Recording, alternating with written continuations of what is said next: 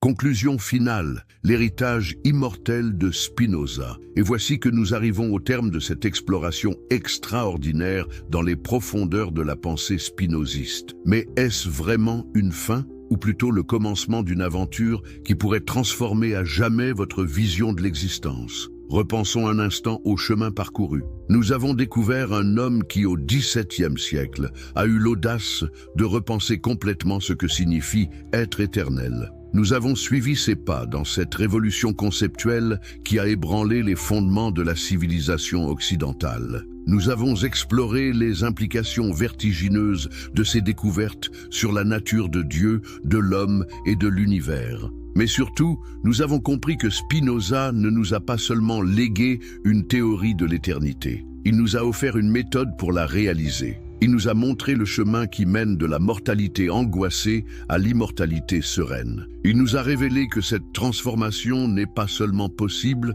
elle est à la portée de quiconque accepte de faire l'effort nécessaire. Quel est cet effort? C'est celui de la compréhension authentique, c'est celui de l'amour véritable, c'est celui de la joie consciente, c'est l'effort de celui qui refuse de subir passivement sa condition et qui choisit de devenir l'artisan de sa propre éternité. Cette possibilité extraordinaire que Spinoza nous révèle, elle n'est pas réservée à une élite d'initiés. Elle n'est pas le privilège des philosophes professionnels ou des mystiques exceptionnels. Elle est ouverte à tout être humain qui accepte de regarder la réalité en face et qui a le courage de vivre selon cette vision. Mais pourquoi si peu de gens empruntent cette voie? Pourquoi la plupart d'entre nous continuent-ils de vivre dans l'illusion de la séparation et dans la peur de la mort? La réponse, nous l'avons vu, c'est que cette transformation exige de nous un dépassement radical de nos habitudes mentales les plus enracinées. Il faut accepter de renoncer à l'illusion du libre arbitre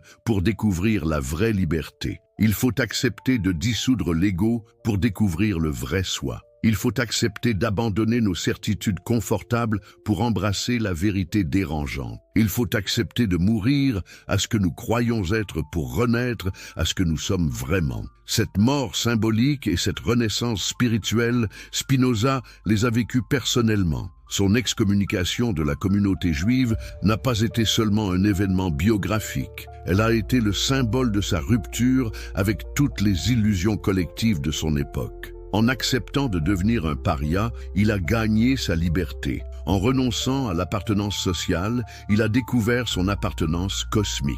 Cette trajectoire exemplaire nous montre ce que peut coûter la recherche authentique de la vérité, mais elle nous montre aussi ce qu'elle peut rapporter. Une sérénité indestructible, une joie inaltérable, une compréhension qui transcende les vicissitudes de l'existence temporelle. Ces bénéfices extraordinaires de la vie philosophique, Spinoza les a expérimentés jusqu'à son dernier souffle. Ses contemporains nous le décrivent comme un homme d'une douceur et d'une sérénité remarquables, complètement détaché des agitations du monde, uniquement préoccupé de comprendre et de partager sa compréhension. Cette sérénité finale n'était pas le fruit d'un tempérament naturellement placide. Elle était la conquête d'une intelligence qui avait réussi à voir au-delà des apparences. Elle était le résultat de cette transformation intérieure que Spinoza propose à tous ceux qui veulent bien entreprendre le voyage vers l'éternité. Et ce voyage, contrairement à ce qu'on pourrait croire, n'est pas solitaire, car plus nous nous rapprochons de l'éternité, plus nous découvrons notre unité fondamentale avec tous les êtres. Plus nous développons la partie immortelle de notre esprit, plus nous participons à l'immortalité collective de l'humanité. C'est cette dimension universelle de la quête spinoziste qui lui donne sa grandeur éthique. Il ne s'agit pas de chercher son salut personnel aux dépens des autres, mais de comprendre que notre élévation et celle des autres sont indissociables. Chaque progrès dans la compréhension enrichit le patrimoine commun de l'espèce. Cette vision solidaire de l'immortalité donne un sens nouveau à l'existence humaine. Nous ne sommes pas des individus isolés en compétition pour des ressources limitées. Nous sommes les cellules d'un organisme cosmique en voie d'auto-réalisation. Nous sommes les neurones d'un cerveau universel qui prend progressivement conscience de lui-même. Cette métaphore n'est pas seulement poétique, elle correspond à une réalité profonde que la science moderne commence à entrevoir. Les découvertes de la physique quantique sur l'intrication des particules, les révélations de la biologie sur l'interconnexion de tous les êtres vivants, les insights de la psychologie sur l'inconscient collectif, tout cela confirme l'intuition spinoziste de l'unité fondamentale de l'être. Nous vivons une époque extraordinaire où les découvertes les plus avancées de la science rejoignent les insights les plus profonds de la philosophie. L'univers que nous révèlent nos instruments les plus sophistiqués ressemble de plus en plus à celui qu'avait entrevu Spinoza par la seule force de sa raison. Cette convergence entre science et philosophie n'est pas un hasard. Elle révèle que la vérité, où qu'on la cherche, finit toujours par se reconnaître elle-même. Elle montre que l'effort de compréhension, qu'il soit expérimental ou contemplatif, nous mène vers les mêmes découvertes fondamentales sur la nature de la réalité. Et la plus fondamentale de ces découvertes, c'est que nous ne sommes pas séparés de l'univers que nous étudions. Nous en sommes des expressions conscientes. Nous sommes les moyens par lesquels l'univers se connaît lui-même. Notre pensée n'est pas extérieure au monde qu'elle pense, elle en est une modalité. Cette révélation transforme complètement notre rapport à la connaissance. Chercher à comprendre l'univers, ce n'est pas seulement satisfaire une curiosité intellectuelle, c'est participer à un processus cosmique d'auto-révélation. Chaque vérité que nous découvrons, chaque loi que nous formulons, chaque connexion que nous établissons contribue à cette prise de conscience universelle. C'est pourquoi l'activité scientifique et philosophique a une dimension presque sacrée chez Spinoza. Ce n'est pas seulement une occupation humaine parmi d'autres, c'est la forme la plus haute de l'activité cosmique. C'est l'univers qui se pense lui-même à travers nous. Cette perspective vertigineuse donne une dignité extraordinaire à l'existence humaine. Nous ne sommes pas des accidents fortuits dans un univers indifférent. Nous sommes les agents conscients d'un processus qui nous dépasse et nous englobe. Nous sommes les témoins privilégiés de l'autodévoilement de l'être. Cette responsabilité cosmique pourrait nous effrayer par son immensité, mais elle nous libère aussi de toutes les angoisses existentielles traditionnelles. Si nous sommes des expressions nécessaires de l'être éternel, alors notre existence a un sens absolu. Si nous participons à l'autoconnaissance de l'univers, alors notre vie a une valeur infinie. Cette valeur infinie de l'existence humaine, Spinoza l'a reconnue et célébrée comme peu de philosophes ont su le faire. Pour lui, chaque être humain est un microcosme qui reflète le macrocosme. Chaque conscience individuelle est un miroir dans lequel l'univers se contemple. Chaque effort de compréhension est un acte d'amour cosmique. C'est cet amour cosmique que Spinoza appelle « amor intellectualis Dei », l'amour intellectuel de Dieu. Ce n'est pas l'amour d'un Dieu anthropomorphe, extérieur à nous. C'est l'amour de cette réalité divine dont nous faisons partie intégrante. C'est l'amour de l'univers pour lui-même à travers nous. Cet amour intellectuel est la forme la plus élevée de la béatitude humaine. Il naît spontanément quand nous comprenons vraiment notre place dans l'ordre éternel. Il nous envahit quand nous saisissons la beauté et la perfection de cet ordre. Il nous comble quand nous réalisons que nous ne sommes pas des étrangers dans l'univers, mais ses enfants légitimes. Cette béatitude de la compréhension, elle est accessible dès maintenant à quiconque accepte de faire l'effort nécessaire. Elle ne dépend pas de circonstances extérieures favorables, elle ne demande pas de conditions exceptionnelles. Elle ne requiert que deux choses: la sincérité dans la recherche de la vérité et le courage d'accepter cette vérité quelle qu'elle soit. Ces deux qualités, sincérité et courage, ont été les compagnes constantes de Spinoza tout au long de sa vie. Elles l'ont soutenu dans les moments les plus difficiles, elles l'ont guidé dans ses découvertes les plus révolutionnaires, elles l'ont accompagné jusqu'à sa mort sereine. Cette mort sereine est peut-être le plus beau témoignage de la vérité de sa philosophie, car elle montre qu'il avait réellement réalisé ce qu'il prêchait. Il avait vraiment développé cette partie éternelle de son être qui ne pouvait être atteinte par la mort. Il avait vraiment participé à cette immortalité de l'intelligence et de l'amour qu'il nous promet. Et cette promesse n'est pas vaine. 3 siècles et demi après sa mort, nous sommes là en train de parler de lui, de comprendre ses idées, de nous laisser transformer par ses insights. N'est-ce pas là la preuve la plus éclatante que quelque chose en lui a survécu à la destruction de son corps? N'est-ce pas la confirmation que son pari sur l'immortalité de la pensée était justifié? Cette survie de Spinoza à travers les siècles n'est pas seulement symbolique. Elle est réelle et efficace. Chaque fois que quelqu'un comprend une de ses idées, c'est un peu de son esprit qui revit. Chaque fois que quelqu'un expérimente cette béatitude qu'il décrit, c'est un peu de sa joie qui se perpétue. Chaque fois que quelqu'un découvre sa propre éternité, c'est sa propre immortalité qui se confirme. Car telle est la nature de l'immortalité selon Spinoza. Elle n'est pas individuelle au sens égoïste du terme. Elle est universelle et participative. Nous ne survivons pas en tant qu'égaux séparés. Nous survivons en tant qu'expression de l'intelligence et de l'amour universel. Cette forme d'immortalité peut sembler moins rassurante que celle promettent les religions traditionnelles. Elle ne garantit pas la survie de notre personnalité particulière avec tous ses souvenirs et ses attachements. Mais elle offre quelque chose de plus précieux, la certitude que ce qu'il y a de plus noble en nous ne peut jamais être détruit. Cette noblesse, c'est notre capacité de vérité et d'amour, c'est notre pouvoir de comprendre et de jouir, c'est cette dimension divine de notre être qui nous permet de participer à l'éternité cosmique. Cette dimension-là ne dépend pas de la durée de notre existence temporelle. Elle ne peut être atteinte par aucune mort. C'est cette certitude qui donne à la philosophie spinoziste sa force consolatrice extraordinaire. Elle ne console pas par de douces illusions, mais par la révélation de la vérité la plus haute. Elle ne promet pas des compensations futures, mais révèle des richesses présentes. Elle ne nous demande pas de croire aveuglément, mais nous invite à voir clairement. Cette invitation à voir clairement, c'est l'héritage le plus précieux que Spinoza nous ait légué. C'est l'appel qu'il nous lance à travers les siècles. Osez regarder la réalité en face. Osez accepter votre vraie nature. Osez découvrir votre éternité cachée. Cet appel résonne avec une force particulière à notre époque. Dans un monde dominé par l'illusion et la confusion, dans une société obsédée par l'éphémère et le superficiel, dans une civilisation qui a perdu le sens de l'éternel, la voix de Spinoza nous rappelle qu'il existe une autre voie. Cette autre voie, c'est celle de la sagesse authentique. C'est celle qui mène de l'ignorance à la connaissance, de la servitude à la liberté, de la mortalité à l'éternité. C'est le chemin que Spinoza lui-même a parcouru et dont il nous a laissé la carte détaillée. Cette carte, c'est son éthique. Ce livre extraordinaire qui se présente sous la forme austère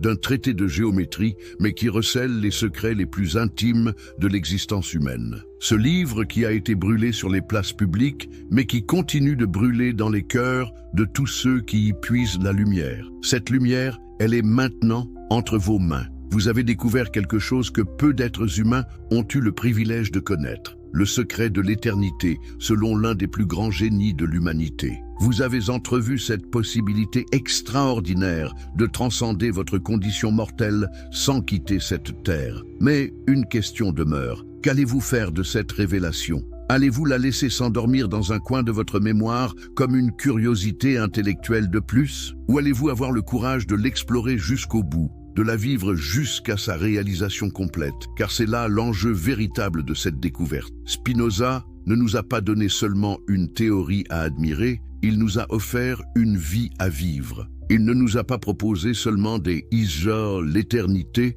et l'immortalité selon Spinoza, une plongée dans l'histoire de la pensée la plus révolutionnaire. Mais qu'est-ce qui se cache vraiment derrière cette idée si troublante de Spinoza sur l'éternité ? Pourquoi cette conception a-t-elle terrifié l'Europe entière au point de faire brûler ses livres sur les places publiques? Et surtout, comment un homme du XVIIe siècle a-t-il pu concevoir une vision de l'immortalité si avant-gardiste qu'elle influence encore nos plus grands penseurs aujourd'hui? Si vous aimez les histoires inspirantes qui changent votre vision du monde, n'hésitez pas à vous abonner à la chaîne pour ne manquer aucun de ces moments extraordinaires. Et dites-moi dans les commentaires, de quel pays regardez-vous cette vidéo et à quelle heure? Je suis toujours curieux de savoir d'où viennent mes spectateurs passionnés de philosophie. Si vous regardez sur votre téléphone, un petit like m'aiderait énormément à faire découvrir ces idées révolutionnaires à encore plus de personnes. L'année 1675, Amsterdam. Dans une petite maison de la rue Pavilionsgracht, un homme de 43 ans, au visage émacié par la tuberculose, écrit fébrilement les dernières pages de ce qui deviendra son chef-d'œuvre absolu, l'Éthique. Baruch Spinoza sait qu'il n'a plus longtemps à vivre, mais il sait aussi qu'il est en train de révéler à l'humanité le secret le plus profond de l'existence, la nature véritable de l'éternité et de l'immortalité. Mais pour comprendre l'audace révolutionnaire de cette découverte, il faut d'abord saisir contre quoi Spinoza se battait. Imaginez l'Europe du XVIIe siècle. Les guerres de religion font rage depuis plus d'un siècle. Des millions de personnes sont mortes au nom de conceptions différentes de l'immortalité de l'âme. D'un côté, les catholiques affirment que seule l'Église peut garantir le salut éternel. De l'autre, les protestants clament que la foi seule suffit. Et au milieu de cette tourmente sanglante, les juifs maintiennent leur propre tradition millénaire sur l'au-delà. Mais voilà que Spinoza, ce juif portugais devenu paria de sa propre communauté, ose proposer une vision complètement différente. Une vision si radicale qu'elle remet en question non seulement toutes les religions établies, mais la conception même que l'humanité s'est forgée de la mort et de l'éternité depuis des millénaires. Qu'est-ce que Spinoza avait donc découvert de si terrifiant ? Pourquoi cette découverte était-elle si dangereuse qu'elle ne pouvait être révélée qu'à travers un langage géométrique, quasi secret, accessible seulement aux esprits les plus raffinés? La réponse se trouve dans une révolution conceptuelle si profonde qu'elle ébranle encore aujourd'hui nos certitudes les plus fondamentales. Spinoza avait compris quelque chose que personne avant lui n'avait osé formuler clairement. L'éternité n'est pas quelque chose qui nous attend après la mort, mais quelque chose que nous pouvons expérimenter dès maintenant, dans cette vie même. Mais comment peut-on expérimenter l'éternité alors que nous sommes des êtres mortels, limités par le temps et l'espace? C'est là que le génie de Spinoza se révèle dans toute sa splendeur. Il va opérer une distinction conceptuelle si subtile et si puissante qu'elle va bouleverser à jamais notre compréhension de ce que signifie être éternel. Pour Spinoza, il faut d'abord comprendre la différence fondamentale entre ce qu'il appelle la durée et l'éternité. La durée, c'est l'existence dans le temps. C'est notre expérience quotidienne du passage des heures, des jours, des années. C'est cette sensation permanente que le temps file et que nous vieillissons inexorablement vers la mort. Mais l'éternité, c'est quelque chose de complètement différent. L'éternité, pour Spinoza, ce n'est pas une durée infinie. Ce n'est pas un temps qui ne finirait jamais. Non, l'éternité, c'est l'existence en dehors du temps. C'est l'existence nécessaire, celle qui ne peut pas ne pas être. Et voici le point crucial. Certaines parties de notre esprit participent déjà de cette éternité. Mais de quelle partie parle-t-on exactement ? Comment peut-on participer de l'éternité alors que notre corps vieillit et que notre cerveau se détériore avec l'âge? Spinoza nous révèle ici un secret que peu de philosophes ont eu le courage d'explorer aussi profondément. Quand vous comprenez une vérité mathématique, par exemple que 2 plus 2 égale 4, cette compréhension n'est pas limitée par le temps. Elle n'a pas commencé à un moment donné et ne finira pas à un autre moment. Cette vérité était vraie avant votre naissance, et le sera après votre mort. Et quand votre esprit saisit cette vérité, il participe de son éternité. Mais Spinoza va beaucoup plus loin. Il nous explique que plus nous développons notre capacité à comprendre les vérités éternelles, plus grande devient la partie éternelle de notre esprit. Plus nous nous élevons vers ce qu'il appelle le 3e genre de connaissance, cette intuition intellectuelle qui nous fait saisir directement l'essence des choses, plus nous nous immortalisons en quelque sorte. Est-ce que cela vous semble trop abstrait, trop intellectuel? Détrompez-vous. Spinoza ne parle pas d'une immortalité froide et désincarnée. Il parle de quelque chose que vous pouvez ressentir, quelque chose que vous pouvez expérimenter dès maintenant. Avez-vous déjà vécu ces moments où soudain, tout semble s'éclairer? Ces instants de compréhension profonde où vous saisissez comment tout s'articule dans l'univers? Ces moments de contemplation où vous vous sentez connecté à quelque chose de plus grand que vous? Selon Spinoza, ces expériences ne sont pas des illusions romantiques, elles sont des aperçus authentiques de l'éternité. Mais attention, il ne s'agit pas de l'immortalité personnelle telle que l'imaginent les religions traditionnelles. Spinoza ne promet pas que votre ego, avec tous ses souvenirs et ses habitudes, survivra à la mort du corps. Ce qu'il révèle, c'est quelque chose de beaucoup plus profond. et de beaucoup plus troublant. Selon lui, ce que nous appelons notre moi, notre personnalité individuelle, n'est en réalité qu'une modification temporaire de la substance infinie. Nous sommes comme des vagues à la surface de l'océan. Chaque vague a sa forme particulière, sa hauteur, sa durée, mais elle n'est finalement que de l'eau en mouvement. Quand la vague retombe, l'eau ne disparaît pas, elle retourne simplement à l'océan. De la même manière, quand nous mourons, la partie éternelle de notre esprit ne disparaît pas. Elle retourne à la source commune, à cette substance infinie dont nous ne sommes que des expressions temporaires. Mais, et c'est là le point crucial, cette partie éternelle est proportionnelle à la qualité de notre compréhension durant notre vie. Vous commencez à saisir l'enjeu révolutionnaire de cette conception. Spinoza nous dit que nous ne sommes pas des victimes passives du destin. Nous ne sommes pas condamnés à attendre passivement un jugement divin après notre mort. Non, nous sommes les architectes de notre propre éternité. Chaque moment où nous comprenons vraiment quelque chose, chaque instant où nous saisissons les connexions profondes qui unissent tous les phénomènes de l'univers, chaque fois que nous nous élevons au-dessus de nos préjugés et de nos peurs pour embrasser une vision plus large de la réalité, nous construisons la partie éternelle de notre être. C'est pour cela que Spinoza peut écrire cette phrase mystérieuse et troublante. Nous sentons et expérimentons que nous sommes éternels. Il ne s'agit pas d'une croyance ou d'une espérance. Il s'agit d'une expérience directe, accessible à quiconque développe suffisamment sa capacité de compréhension. Mais comment cette révélation a-t-elle été reçue par ses contemporains? L'histoire nous raconte des détails saisissants sur les réactions que ces idées ont provoquées dans l'Europe du XVIIe siècle. Le premier à découvrir ces théories révolutionnaires fut un jeune théologien allemand du nom de Johann Georg Wachter, en 1699, soit 22 ans après la mort de Spinoza. Wachter publie un ouvrage où il tente de concilier les idées spinozistes avec le christianisme traditionnel. Le résultat? Il est immédiatement accusé d'hérésie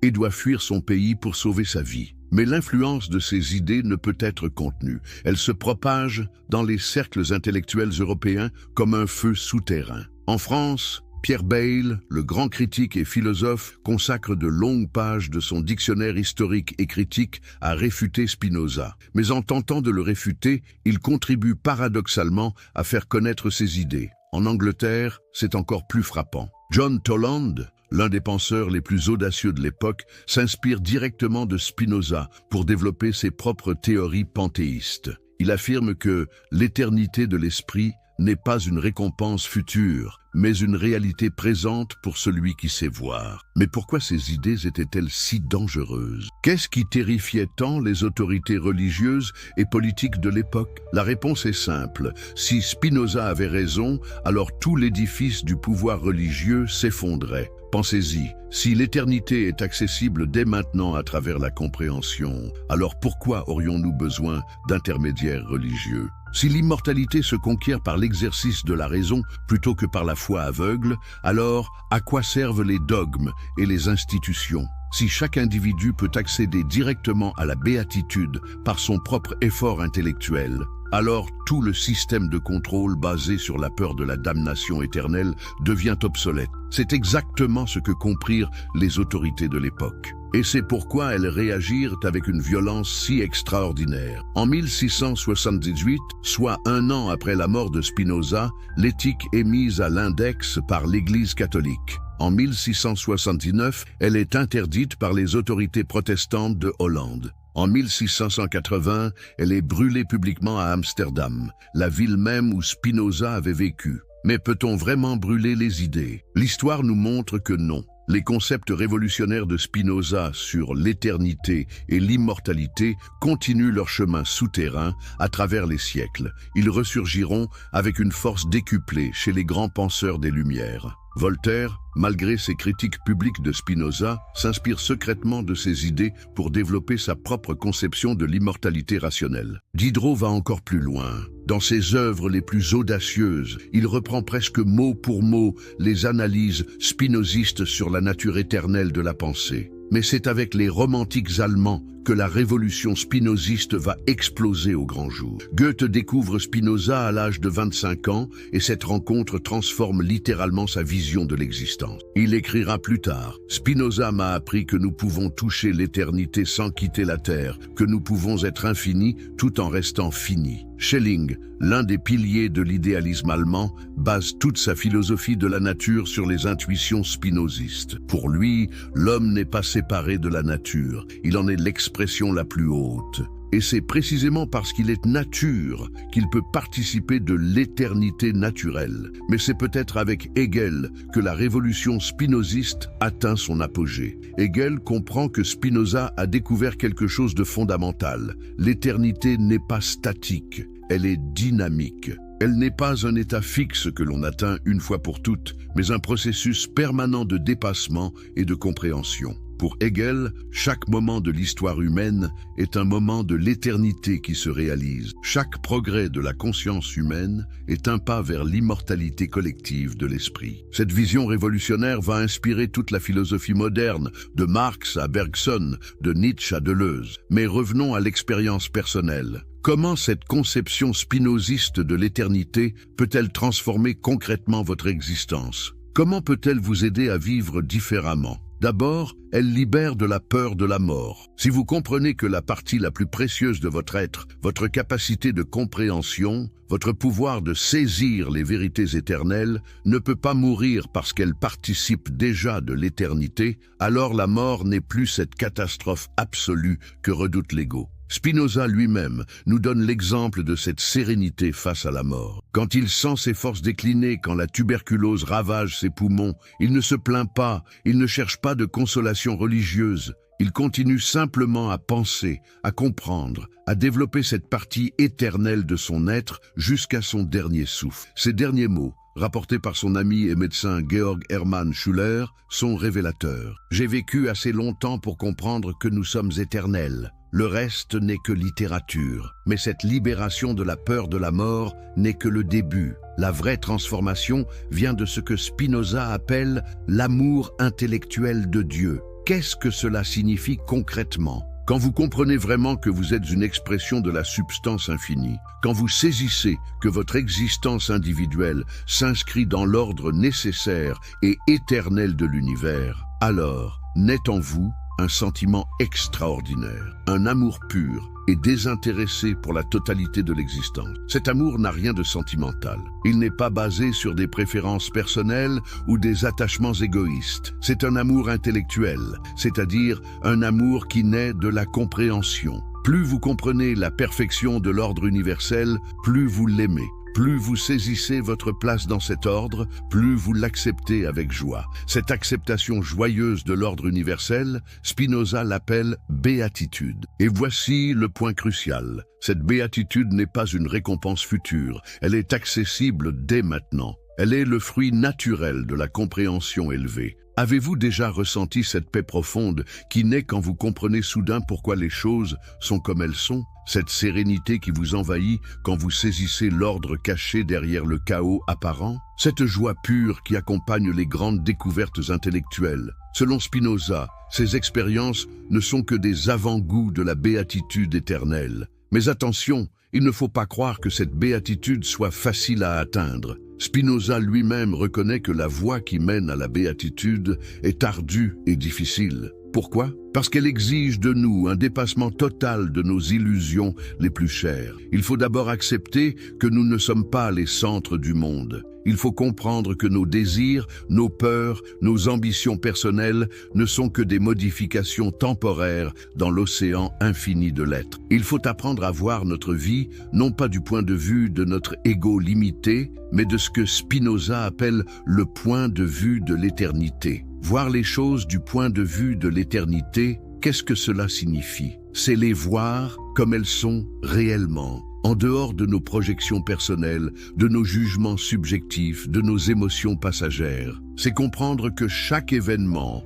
même le plus douloureux, s'inscrit dans un ordre nécessaire et parfait. Cette perspective éternelle ne conduit pas à la résignation passive. Au contraire, Elle libère notre véritable puissance d'agir. Quand nous cessons de lutter contre l'ordre des choses, quand nous acceptons notre nature et celle de l'univers, alors nous pouvons enfin agir en harmonie avec les forces cosmiques au lieu de nous épuiser à les combattre. C'est cette harmonie que Spinoza appelle liberté. Nous ne sommes pas libres de faire n'importe quoi. Nous ne pouvons pas échapper aux lois de la nature. Mais nous pouvons comprendre ces lois et agir en accord avec elles. Cette compréhension active est la seule vraie liberté. Et voici le paradoxe magnifique de la philosophie spinoziste. C'est en acceptant pleinement notre déterminisme que nous accédons à la liberté. C'est en comprenant notre nécessité que nous touchons l'éternité. C'est en dissolvant notre ego que nous découvrons notre vraie nature immortelle. Cette dissolution de l'ego, Spinoza l'a vécue personnellement. Les témoignages de ses contemporains nous le décrivent comme un homme d'une sérénité extraordinaire, complètement détaché des honneurs et des biens matériels, uniquement préoccupé de comprendre et de partager sa compréhension. Quand les autorités d'Amsterdam lui proposent une chaire de philosophie à l'université, avec un salaire confortable et la reconnaissance académique, il refuse. Pourquoi ? Parce qu'il craint que les contraintes institutionnelles ne limitent sa liberté de penser. Il préfère continuer à polir ses verres de lunettes pour gagner sa vie et consacrer tout son temps libre à la philosophie. Cette indépendance totale vis-à-vis des conventions sociales lui permet d'aller jusqu'au bout de sa logique révolutionnaire. Il peut explorer les conséquences les plus radicales de ses découvertes sans se préoccuper de leur acceptabilité sociale ou religieuse. Et c'est ainsi qu'il arrive à cette conclusion stupéfiante. L'immortalité n'est pas un don gratuit, accordé par une divinité capricieuse. C'est une conquête de l'intelligence humaine. Plus nous développons notre capacité de compréhension, plus nous nous immortalisons. Plus nous nous élevons vers la connaissance des vérités éternelles, plus grande devient la partie éternelle de notre être. Cette conception méritocratique de l'immortalité va choquer profondément les mentalités de l'époque. Comment ? L'éternité ne serait pas accordée également à tous les hommes ? Elle dépendrait de notre effort intellectuel ? Cela signifie-t-il que les simples d'esprit sont condamnés à la mortalité totale ? Spinoza assume courageusement les implications de sa découverte. Oui, nous ne sommes pas tous égaux face à l'éternité. Oui, celui qui passe sa vie dans l'ignorance et les passions tristes participe moins de l'immortalité que celui qui développe sa raison et sa compréhension. Mais attention, cette inégalité n'est pas injuste, elle est naturelle et nécessaire. De même qu'en musique, certains ont plus de talent que d'autres, de même qu'en sport, certains sont plus doués que d'autres, de même dans le domaine de la compréhension intellectuelle, il existe des différences naturelles. Mais, et c'est crucial, chacun peut développer ses capacités jusqu'à leur maximum. Personne n'est condamné à l'ignorance totale. Chacun peut, selon ses possibilités, s'élever vers une compréhension plus haute de la réalité. Et chaque progrès dans cette direction est un pas vers l'immortalité. Cette vision démocratique de l'effort vers l'éternité va profondément influencer la pédagogie moderne. Si l'immortalité se conquiert par l'éducation de l'intelligence, alors l'éducation devient la tâche la plus noble qui soit. Former l'esprit humain, c'est littéralement œuvrer pour l'éternité. C'est cette conviction qui animera les grands pédagogues des Lumières, de Pestalozzi à Froebel, de Montessori à Dewey. Tous comprendront que l'éducation n'est pas seulement une préparation à la vie sociale, c'est une préparation à l'éternité. Mais revenons à l'expérience personnelle de cette éternité. Comment peut-on concrètement cultiver cette partie immortelle de notre être ? Spinoza nous donne des indications précises. D'abord, il faut développer ce qu'il appelle les notions communes. Ce sont ces idées générales qui nous permettent de comprendre ce qui unit tous les êtres, plutôt que ce qui les sépare. Au lieu de nous focaliser sur nos différences et nos conflits, nous devons apprendre à voir les similitudes et les connexions profondes. Ensuite, il faut cultiver les idées adéquates. Une idée adéquate, c'est une idée complète, qui saisit son objet dans toute sa complexité et toutes ses relations. La plupart de nos idées sont inadéquates, partielles, confuses, déformées par nos préjugés. Le travail vers l'éternité consiste à purifier progressivement nos idées. Enfin, il faut tendre vers ce que Spinoza appelle la connaissance intuitive. C'est la forme la plus élevée de connaissance, celle qui nous fait saisir directement l'essence éternelle des choses. Cette connaissance ne s'acquiert pas par l'étude livresque, elle naît de la contemplation profonde et de la méditation philosophique. Ces 3 niveaux de développement intellectuel correspondent à 3 degrés d'immortalité. Plus nous progressons dans cette hiérarchie, plus grande devient la partie éternelle de notre esprit. Mais Spinoza ne nous laisse pas dans l'abstraction. Il nous montre comment cette progression vers l'éternité transforme concrètement notre manière de vivre. D'abord, elle nous libère progressivement de la servitude des passions. Qu'est-ce que la servitude des passions? C'est cet état où nous sommes ballottés par nos émotions, où nous réagissons mécaniquement aux stimuli extérieurs, où nous sommes incapables de garder une ligne de conduite cohérente. C'est l'état de la plupart des hommes, qui vivent dans l'illusion de choisir alors qu'ils ne font que subir. La progression vers l'éternité nous fait passer progressivement de cette servitude à ce que Spinoza appelle la liberté active. Nous devenons capables d'agir selon notre nature profonde plutôt que de réagir selon nos conditionnements superficiels. Cette liberté active s'accompagne d'une transformation émotionnelle profonde. Les passions tristes, la haine, la colère, l'envie, la peur cèdent progressivement la place aux passions joyeuses, l'amour, la générosité, la sérénité, l'admiration. Pourquoi cette transformation ? Parce que plus nous comprenons la nécessité de l'ordre universel, moins nous résistons à ce qui arrive, et moins nous résistons, plus nous sommes heureux. Le bonheur, selon Spinoza, n'est rien d'autre que l'harmonie entre notre nature et les circonstances de notre existence. Cette harmonie ne signifie pas passivité. Au contraire, elle libère toute notre énergie créatrice. Quand nous cessons de gaspiller nos forces à lutter contre l'impossible, nous pouvons les consacrer entièrement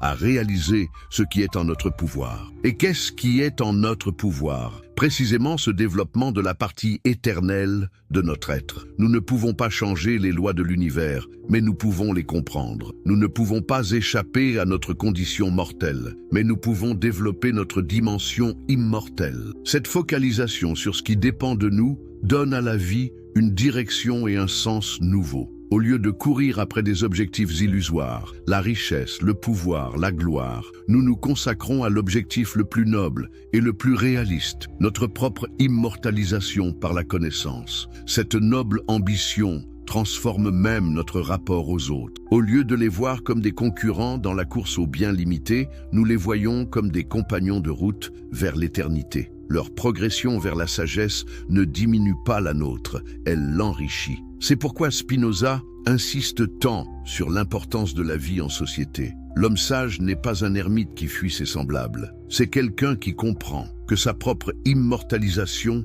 passe par l'immortalisation collective de l'humanité. Chaque vérité que nous découvrons et partageons enrichit le patrimoine éternel de l'espèce humaine. Chaque préjugé que nous dissipons libère un peu plus l'intelligence collective. Chaque passion triste que nous transformons en passion joyeuse élève le niveau général de l'humanité. Cette vision collective de l'immortalité va profondément influencer les philosophes des siècles suivants. Hegel y puisera son idée de l'esprit absolu qui se réalise à travers l'histoire. Marx y trouvera l'inspiration pour sa conception de l'humanité qui se libère collectivement par la connaissance de ses propres conditions d'existence. Mais revenons à l'expérience individuelle. Comment savoir si nous progressons vraiment vers cette immortalité de l'intelligence ? Spinoza nous donne des critères précis. Le premier critère, c'est la joie. Non pas le plaisir éphémère qui accompagne la satisfaction d'un désir, mais cette joie profonde et durable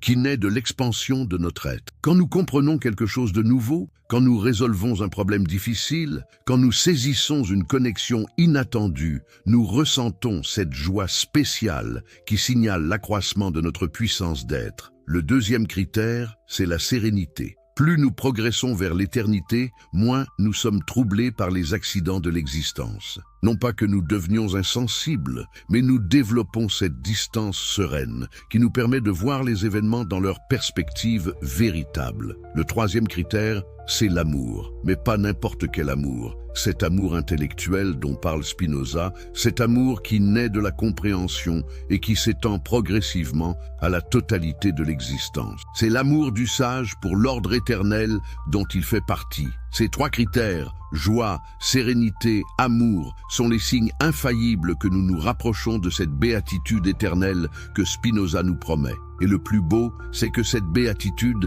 n'est pas un état fixe qu'on atteint une fois pour toutes. C'est un processus dynamique d'approfondissement et d'élargissement permanent. Chaque jour peut nous apporter de nouvelles compréhensions. Chaque expérience peut enrichir notre vision du monde. Chaque rencontre peut élargir notre capacité d'amour. Il n'y a pas de limite à cette croissance vers l'éternité. C'est cette perspective de croissance infinie qui donne à la philosophie spinoziste son caractère si profondément optimiste. Même dans les moments les plus difficiles, même face à la souffrance et à la mort, nous gardons cette certitude que nous participons d'un processus qui nous dépasse et nous englobe. Cette certitude, Spinoza l'a gardée jusqu'à son dernier souffle. Quand il meurt le 21 février 1677, à l'âge de 44 ans, il lègue à l'humanité non seulement une œuvre révolutionnaire, mais l'exemple d'une vie vécue selon ses propres principes. Son ami Schüller nous raconte ses derniers instants. Pas de crise d'angoisse, pas de repentir de dernière minute, pas d'appel désespéré à une divinité salvatrice. Jusqu'au bout, Spinoza reste fidèle à sa vision. Il meurt comme il a vécu, dans la sérénité de celui qui a compris sa place dans l'ordre éternel. Ses dernières paroles résument toute sa philosophie. La mort n'est rien pour nous. Ce qui compte, c'est ce que nous avons construit d'éternel dans cette vie temporelle. Et effectivement, 3 siècles et demi après sa mort, nous parlons encore de lui. Ses idées continuent d'inspirer les plus grands esprits de chaque époque. Einstein portait toujours dans sa poche un petit livre de Spinoza. Freud reconnaissait sa dette envers le philosophe hollandais pour sa compréhension des mécanismes inconscients de l'esprit. Mais la vraie mesure de l'immortalité de Spinoza, ce n'est pas seulement l'influence qu'il continue d'exercer sur les intellectuels. C'est le fait que ses découvertes sur la nature de l'éternité correspondent de plus en plus à ce que nous révèle la science moderne. Quand les physiciens quantiques nous expliquent que l'information ne peut jamais être détruite,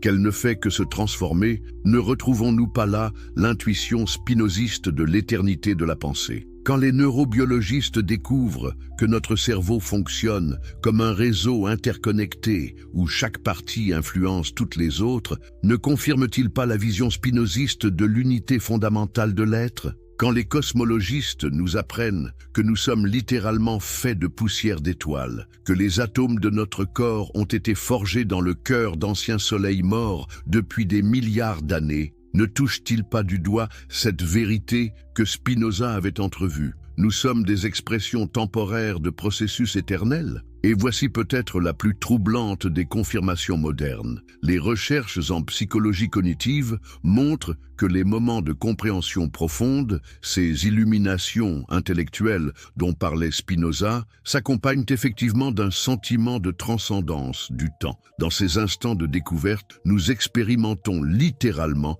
quelque chose qui ressemble à l'éternité. Les méditants expérimentés le savent bien. Il existe des états de conscience où la notion même de temps disparaît, où l'on expérimente une forme de présence pure qui semble échapper aux limites ordinaires de la temporalité. Ces expériences ne sont-elles pas des confirmations empiriques de ce que Spinoza avait découvert par la seule force de son raisonnement? Mais alors, si Spinoza avait raison, si nous pouvons effectivement participer de l'éternité dès cette vie, pourquoi cette révélation reste-t-elle si peu connue? Pourquoi la plupart des gens continuent-ils de vivre dans l'angoisse de la mort et l'illusion de la séparation? La réponse, Spinoza nous l'a donnée dès le départ, parce que cette vérité exige un effort considérable pour être comprise et vécue. Elle demande que nous renoncions à nos illusions les plus chères, que nous remettions en question nos certitudes les plus profondes, que nous acceptions de voir la réalité telle qu'elle est, plutôt que telle que nous voudrions qu'elle soit. La plupart des gens préfèrent le confort de leurs croyances familières, même si ces croyances les rendent malheureux, plutôt que l'incertitude temporaire qui accompagne toute recherche authentique de la vérité. Ils préfèrent l'illusion rassurante d'un Dieu anthropomorphe qui les protège, plutôt que la vérité dérangeante d'un univers impersonnel dont ils font partie intégrante. C'est pourquoi Spinoza écrit que la voie qui mène à la béatitude est ardue et rare. Rare, parce que peu de gens acceptent de l'emprunter. Ardue, parce qu'elle exige un travail constant sur soi-même. Mais pour ceux qui ont le courage d'entreprendre ce voyage, quelle récompense! Non seulement ils se libèrent de la peur de la mort, mais ils découvrent une joie de vivre qu'ils n'auraient jamais cru possible. Non seulement ils trouvent la paix intérieure, mais ils développent une capacité d'amour et de compassion qui transforme toutes leurs relations. Et surtout, ils découvrent que cette transformation n'est pas égoïste. En travaillant à leur propre immortalisation par la connaissance, ils contribuent à l'immortalisation collective de l'humanité. Chaque progrès dans leur compréhension enrichit le patrimoine commun de l'espèce. C'est cette dimension altruiste de la recherche de l'éternité qui donne à la philosophie spinoziste sa profondeur éthique. Il ne s'agit pas de chercher son salut personnel aux dépens des autres, mais de comprendre que notre salut et celui des autres sont indissociables. Cette vision éthique va profondément marquer l'histoire des idées. Elle inspirera les grands mouvements humanistes qui œuvrent pour l'éducation universelle, pour l'émancipation intellectuelle de tous les hommes, pour la diffusion de la connaissance scientifique et philosophique. Car si l'immortalité se conquiert par la connaissance, alors répandre la connaissance, c'est œuvrer pour l'immortalité de l'humanité entière. C'est donner à chaque être humain la possibilité de développer cette partie éternelle de lui-même. Cette mission civilisatrice donne un sens nouveau à l'existence humaine. Nous ne sommes pas seulement des individus mortels en quête de bonheur personnel, nous sommes les agents conscients d'un processus cosmique d'autoconnaissance. L'univers prend conscience de lui-même à travers nous. Cette perspective vertigineuse transforme complètement notre rapport à la responsabilité. Si nous sommes les moyens par lesquels l'univers se comprend lui-même, alors chaque effort que nous faisons pour comprendre, chaque vérité que nous découvrons, chaque préjugé que nous dissipons contribue à cette prise de conscience cosmique. Nous ne sommes plus des observateurs extérieurs de la réalité, nous en sommes des participants actifs. Notre pensée n'est pas séparée du monde qu'elle pense, elle en est une expression directe. Quand nous comprenons l'univers, c'est l'univers qui se comprend lui-même à travers nous. Cette vision participative de la connaissance donne à l'activité intellectuelle une dimension presque sacrée. Chaque moment de compréhension authentique est un moment où l'éternité se réalise dans le temps. Chaque découverte scientifique, chaque création artistique, chaque progrès moral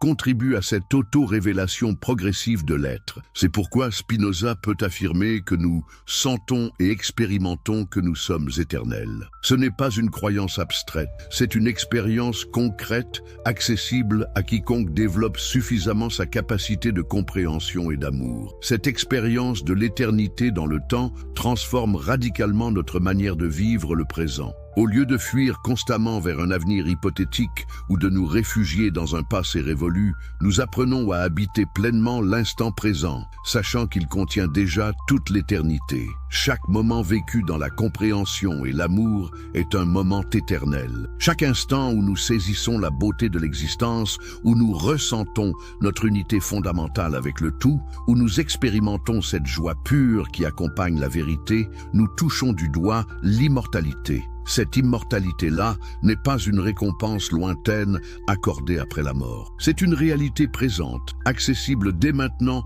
à quiconque sait la reconnaître et la cultiver. C'est le plus beau cadeau que Spinoza ait fait à l'humanité. La révélation que nous pouvons être éternels dès cette vie. Mais attention, cette éternité n'est pas un état de béatitude passive où nous flotterions dans une félicité sans mélange. C'est une éternité active, créatrice, toujours en mouvement. C'est l'éternité de la pensée qui pense, de l'amour qui aime, de la joie qui se réjouit. Cette conception dynamique de l'éternité explique pourquoi la mort ne peut pas nous faire perdre ce que nous avons acquis d'immortel. Ce qui meurt, c'est seulement la partie temporelle et limitée de notre être. Ce qui survit, c'est cette capacité de compréhension et d'amour que nous avons développée, cette participation à l'intelligence universelle que nous avons conquise. Et cette survie n'est pas individuelle au au sens ordinaire du terme. Elle ne concerne pas notre personnalité particulière avec tous ses souvenirs et ses habitudes. Elle concerne cette dimension universelle de notre être qui nous connecte à l'intelligence cosmique. Quand nous mourrons,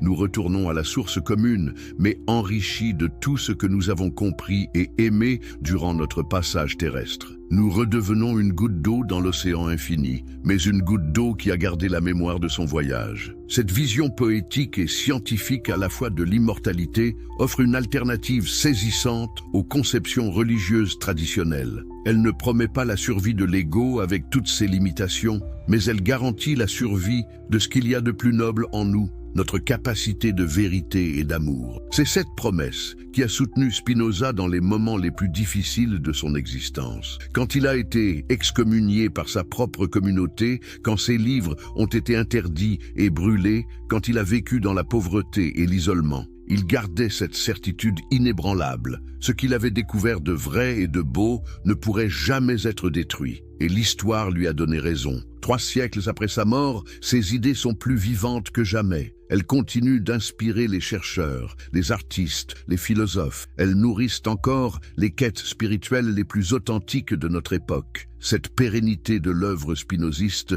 n'est pas un hasard. Elle est la preuve que Spinoza avait effectivement touché quelque chose d'éternel. En développant sa propre capacité de compréhension jusqu'à ses limites extrêmes, il a produit des vérités qui transcendent les époques et les cultures. Ces vérités ne sont pas seulement intellectuelles, elles sont existentielles. Elles ne concernent pas seulement notre manière de penser, mais notre manière de vivre. Elles ne nous donnent pas seulement une théorie de l'éternité, elles nous offrent une méthode pour la réaliser. Cette méthode, Spinoza l'a résumée dans une formule simple mais révolutionnaire. Agir, comprendre et jouir sous l'aspect de l'éternité. Agir selon notre nature profonde, comprendre l'ordre nécessaire des choses, jouir de notre participation à la perfection universelle. Ces 3 dimensions de l'existence éternelle ne sont pas séparées, elles se renforcent mutuellement. Plus nous comprenons, mieux nous agissons. Mieux nous agissons, plus nous jouissons. Plus nous jouissons, plus nous comprenons. C'est un cercle vertueux qui nous élève progressivement vers la béatitude. Et cette béatitude, répétons-le encore une fois, n'est pas une récompense future, mais une possibilité présente. Elle ne dépend pas de circonstances extérieures favorables, mais de notre propre développement intérieur. Elle ne nous est pas accordée par une autorité externe, mais conquise par notre propre effort. C'est cette autonomie fondamentale dans la recherche de l'éternité qui rend la philosophie spinoziste si profondément libératrice. Elle nous rend responsables de notre propre immortalisation. Elle fait de chacun de nous un artisan de l'éternité. Cette responsabilité peut sembler écrasante, mais elle est en réalité profondément libératrice. Car elle signifie que notre destin éternel ne dépend pas du caprice des dieux ou du hasard des circonstances. Il dépend de nous, de notre volonté de comprendre et d'aimer, de notre courage de regarder la vérité en face. Cette vérité, Spinoza nous l'a révélée dans toute sa splendeur et sa difficulté. L'éternité n'est pas ailleurs, elle est ici. L'immortalité n'est pas pour plus tard, elle est pour maintenant. La béatitude n'est pas une chimère, elle est une possibilité réelle pour quiconque accepte de payer le prix de sa conquête. Ce prix, c'est le renoncement à nos illusions les plus chères. C'est l'acceptation de notre condition déterminée. C'est l'effort constant pour élargir notre compréhension et approfondir notre amour. C'est le courage de vivre selon la raison plutôt que selon les préjugés. Mais pour ceux qui acceptent de payer ce prix, quelle récompense! Ils découvrent que la mort n'est plus un ennemi, mais une transformation. Ils comprennent que la séparation n'est qu'une illusion et que l'unité est la réalité fondamentale. Ils expérimentent cette joie immortelle qui naît de la communion avec l'être éternel. Cette joie immortelle, c'est le véritable héritage de Spinoza. C'est le cadeau qu'il nous fait à travers les siècles. C'est l'invitation qu'il nous lance. Osez découvrir votre propre éternité. Osez réaliser votre propre immortalité. Osez toucher dès maintenant cette béatitude qui vous attend. L'invitation est lancée. À vous de voir si vous avez le courage de l'accepter. À vous de décider si vous voulez rester dans l'illusion confortable de la mortalité ou si vous osez explorer les territoires infinis de l'éternité. Car une chose est sûre, une fois que vous aurez goûté à cette éternité, une fois que vous aurez expérimenté cette immortalité de l'intelligence et de l'amour, vous ne pourrez plus jamais revenir en arrière. Vous serez transformé à jamais. Vous serez devenus, comme Spinoza lui-même, des citoyens de l'éternité.